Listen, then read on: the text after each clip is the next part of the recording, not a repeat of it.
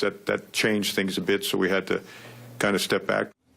I want to bring in Jonathan Alter. He's MSNBC's political analyst and columnist for The Daily Beast, and Matt Schlapp, former political director for President George W. Bush. Gentlemen, good to see you both. Jonathan, I have to say, I listened to that, and I thought to myself, wow, Kelly's throwing himself on his sword seems a little unusual, given all the media coverage we've seen about the bungling of that rollout coming from the White House. Well, I think he wanted to throw himself under the bus before the president threw somebody under the bus, because clearly there was genuine incompetence in the rollout of this new policy. Whatever one thinks of the policy itself, Democrats and Republicans agree they made a complete hash out of it, and there had to be some accountability for that, and that began today on the Hill. And Matt, the bungling, if you want to call it that, I mean, for those of us who don't know how Washington operates or did operate, the issue is that this needed to go out with at least the support or understanding or knowledge of people who could go on TV, go to the press, and defend it, and a lot of Republicans found themselves finding out about it from the media or from tweets.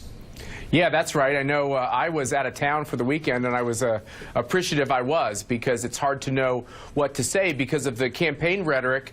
You know, there was a lot of rumors that the executive order was maybe much broader.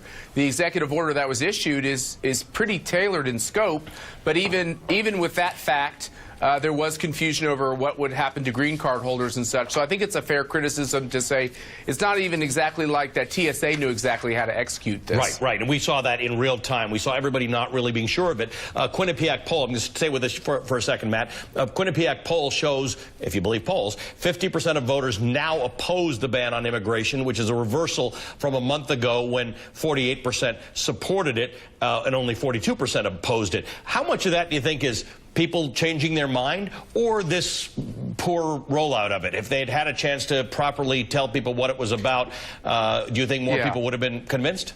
It's a great question. If I'm a politician, I wouldn't put much credence in either one of those polls. The fact is this policy actually matches our commercial policies. It's very hard to get the right licenses to even do commercial enterprises in these countries because terrorism is such a major problem. So I actually think the policy is a sound policy, but it does take a while for voters and Americans to digest what they're trying to do. And there was so much confusion over what the EO was.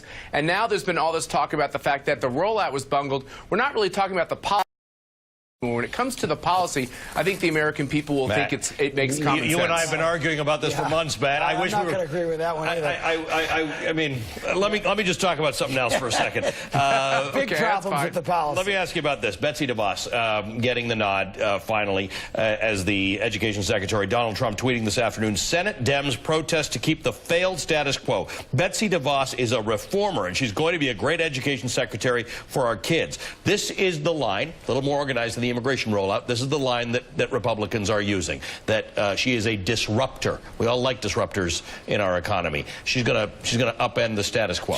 Well, first of all, she's not going to be able to, because education is mostly a state and local matter, and the Secretary of Education is very limited in what they can do in terms of upending all of American education.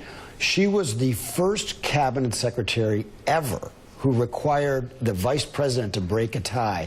That's how controversial she was. Calls poured in from all over the country in unprecedented numbers because people know that she is an enemy of public education. Now to be education secretary. That's a big deal. She also has a hypocrisy problem on her hands, which is that in the past she's been for closing failing traditional schools, but not closing failing charter schools. A real double standard there. Even if, like me, you support the idea of charter schools generally, the bad ones need to be shut. She hasn't done that. And there are all kinds of things like that that are going to come back to bite her.